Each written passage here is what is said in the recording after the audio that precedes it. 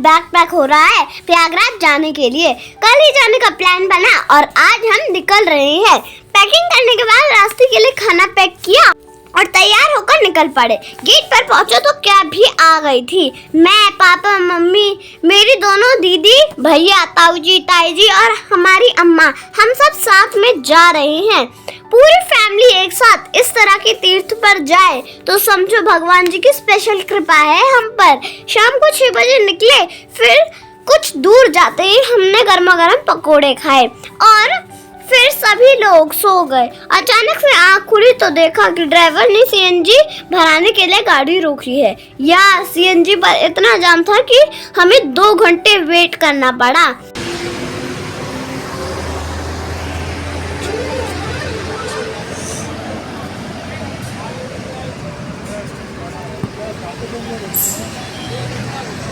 फिर जैसे तैसे आगे बढ़े तो भूख भी लग गई, लेकिन सारी जगह खचाखच भीड़ होने के कारण हमने सड़क के किनारे एक दुकान के बाहर बैठने की व्यवस्था की और मस्त पिकनिक स्टाइल में खाना खाया। हमारे साथ 10 लोग और भी थे जो हमारे फैमिली फ्रेंड्स थे।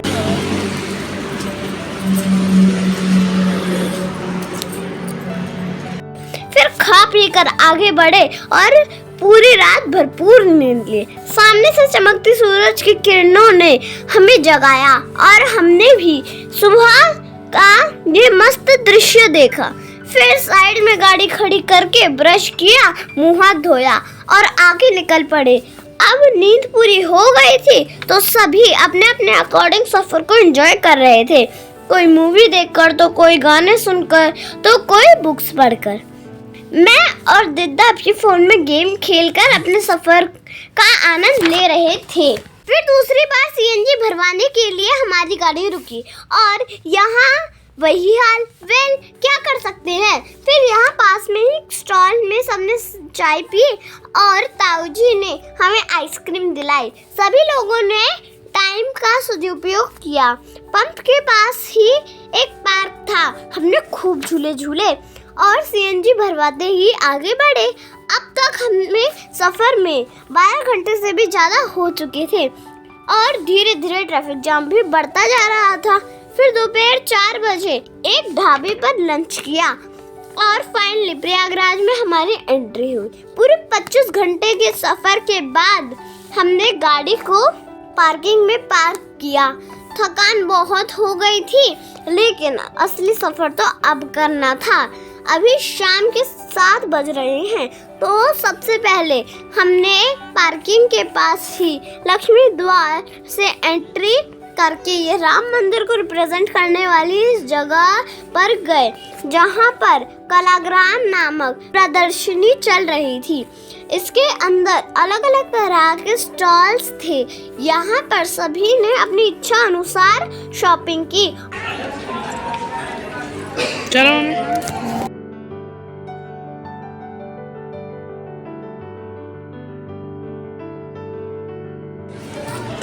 देख लेते हैं। पहले चूड़ी ले क्या? चूड़ी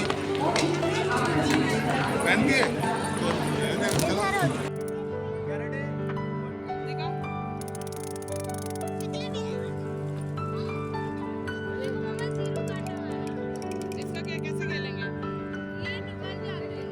और फिर बाहर आए तो यहाँ स्टेज पर प्रोग्राम्स भी हो रहे थे तो उन्हें देखा।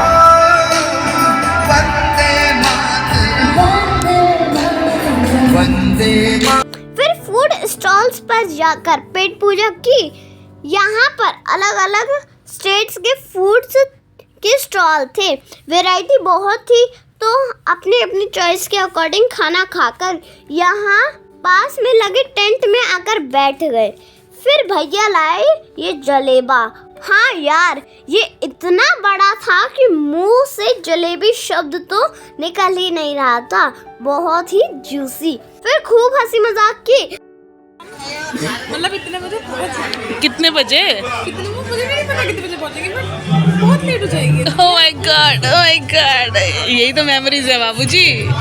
ओए माँ, सुनना एक बार। ओए अम्मा।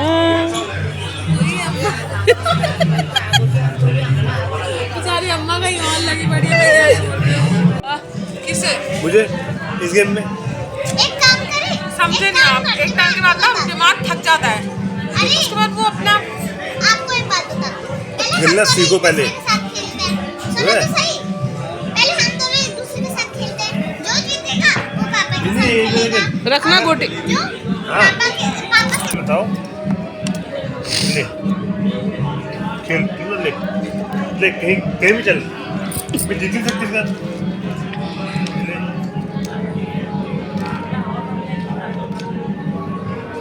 टाइम मैच हो गया वहाँ पे नया चलेगा बहुत बड़ी। और वहीं पर लेट गए, पहले अम्मा की गोदी में फिर पापा के पास। यार इस तरह का एक्सपीरियंस मेरा पहली बार का था।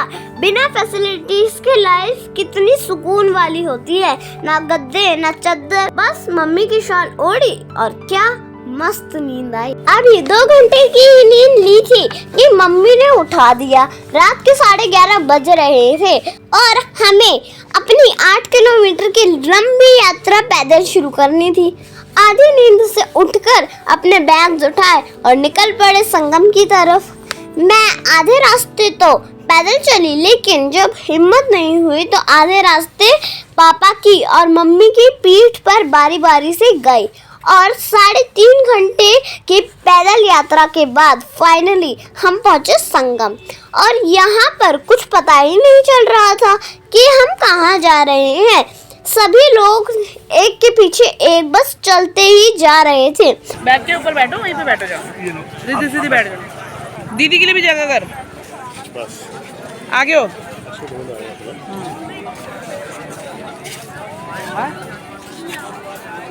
पहले नंदी द्वार आया और फिर संगम द्वार।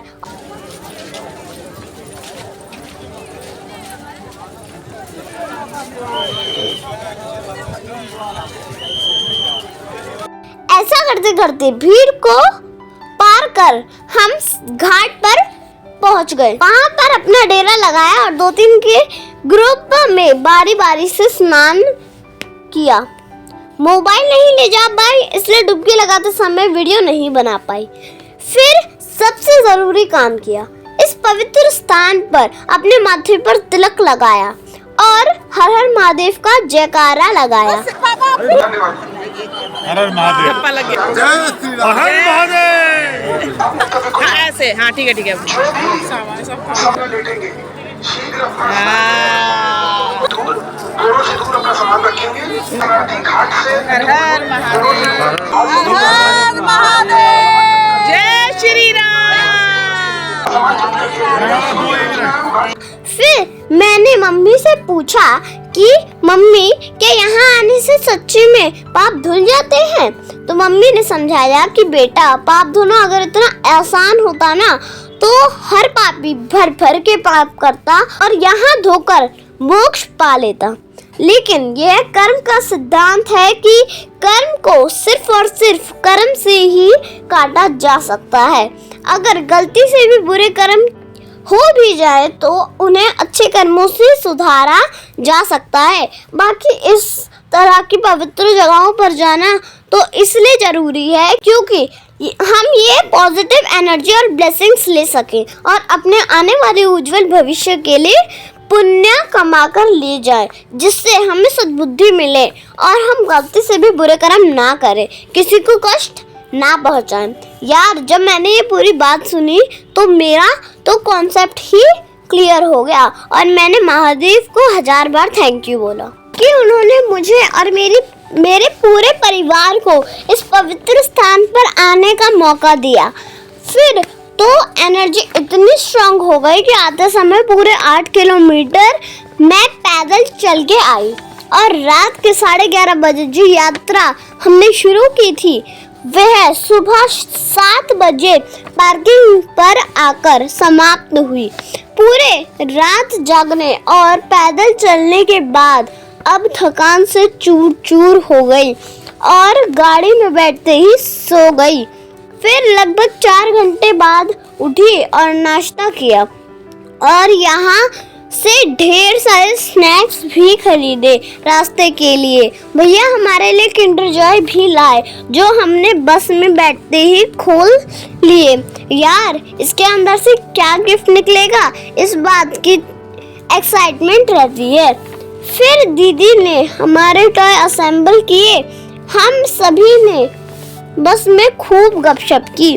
फिर बहुत देर बाद लंच करने के लिए एक रेस्टोरेंट में रुके और जमकर पेट पूजा की। खाना मस्त था और एनर्जी जबरदस्त। आज इंडिया पाकिस्तान का मैच था तो सभी बहुत एक्साइटेड थे।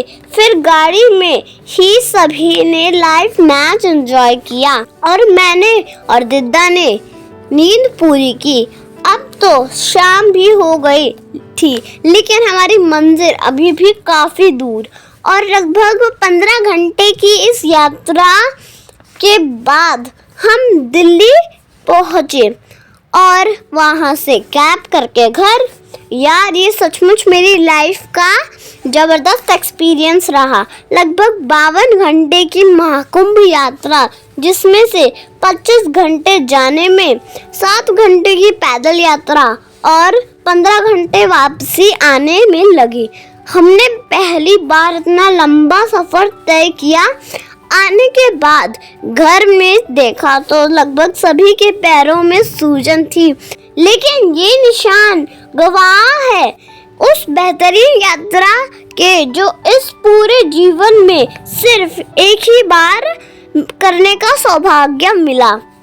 इस यात्रा ने एक बात सिखा दी कि सपना जितना बड़ा होगा रहा उतनी ही मुश्किल, लेकिन एक कदम आगे बढ़ाओ तो सपने जरूर पूरे होते हैं। हर हर महादेव। वीडियो पसंद आई हो तो लाइक और सब्सक्राइब जरूर करें। जय श्री राम।